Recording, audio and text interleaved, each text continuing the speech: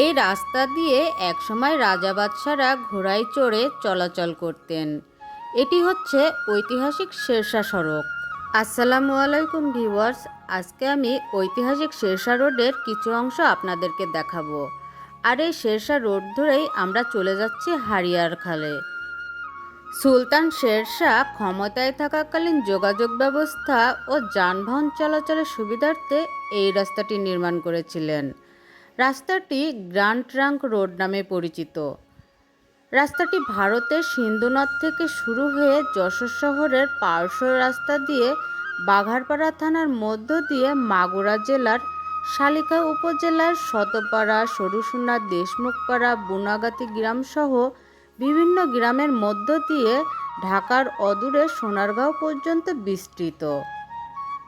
শালিকা থানার শতপাড়া জামতলা শেরশাহ রোড দিয়ে এসে আমরা এখন যেখানে দাঁড়িয়ে আছি এটিও কিন্তু শেরশাহ রোড। এই বাজারটির নাম সরুসোনার সোনার মোড়। এটি মাগুরা জেলার শালিকা থানার ভেতরে পড়েছে।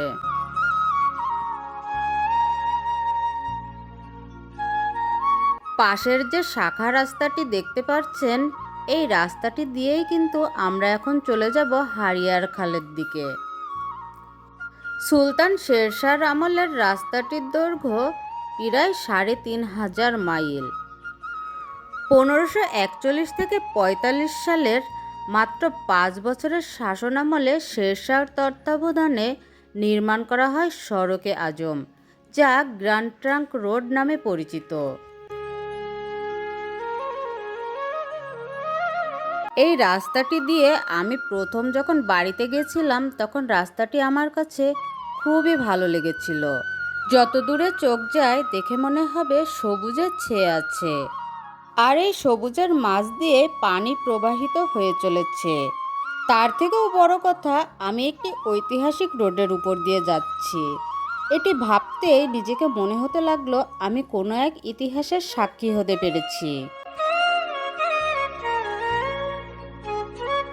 আপনারা অনেকেই ইতিহাস পড়েছেন, কিন্তু ইতিহাস পড়ার সময় নিশ্চয়ই শেরশাহর আমলের গ্র্যান্ড ট্রাঙ্ক রোড সম্পর্কেও পড়েছেন, কিন্তু সেই রোডটি দেখার সৌভাগ্য কিন্তু সবার হয়নি। তাই আমি আমার এই ভিডিওর মাধ্যমে সবাইকে শেরশাহর আমলের শেরশাহ রোডের কিছু অংশ আপনাদেরকে দেখানোর চেষ্টা করেছি। সেই সাথে এই একই ভিডিওতে আমি আপনাদেরকে আমাদের এলাকার খুবই মনোরম এবং সুন্দর একটি জায়গা আপনাদেরকে দেখাতে চলে এলাম।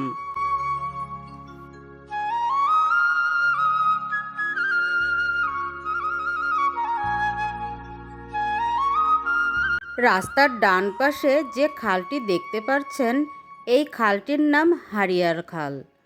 মাগুরা জেলার শালিকা থানার সুইতলা খাটরে আসলেই এই খালটির দেখা মিলবে।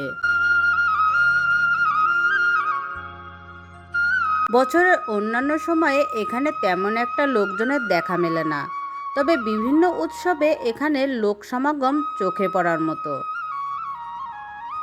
পরন্ত বিকেলে এমন একটা জায়গায় আসলে মনে হবে কোনো এক রূপকথার দেশে হারিয়ে গেছি। এখানে এত বাতাস, মনে হচ্ছে এখানেই থেকে যাই।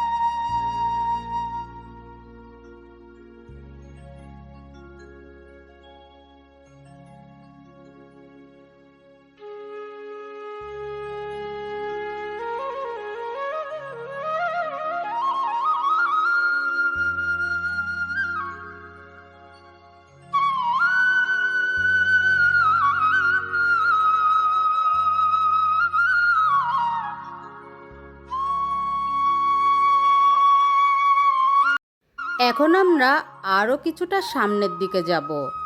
আমাদের সাথে আপনারাও চলুন। সামনে গেলে হয়তো আপনাদের মন খারাপ থাকলেও সেটা ভালো লাগায় পরিণত হবে।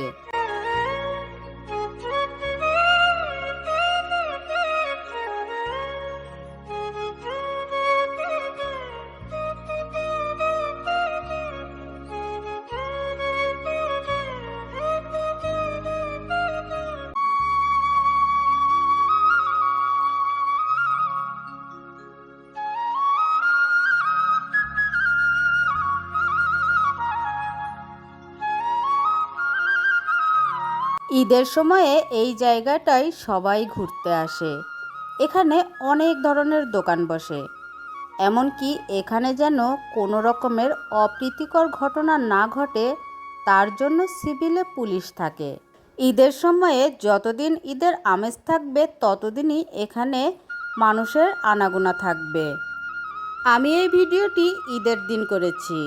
শুনেছি ঈদের দ্বিতীয় দিন থেকে এখানে ছোট পরিসরে মেলার মতো বসে এবং আজকের তুলনায় আরও বেশি মানুষের ভিড় হবে।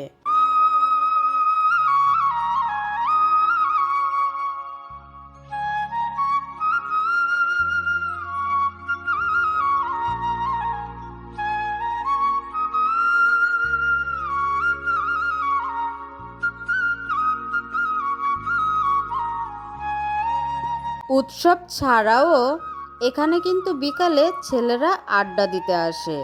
গ্রাম বলেই হয়তো এখানে শুধু উৎসবেই সবাই একসাথে হয়। আমার মনে হয় শহরে হলে প্রতিদিন এখানে দলে দলে দর্শনার্থীদের আগমন ঘটত, শুধু একটু নির্মল বাতাস আর মনোরম পরিবেশের জন্য।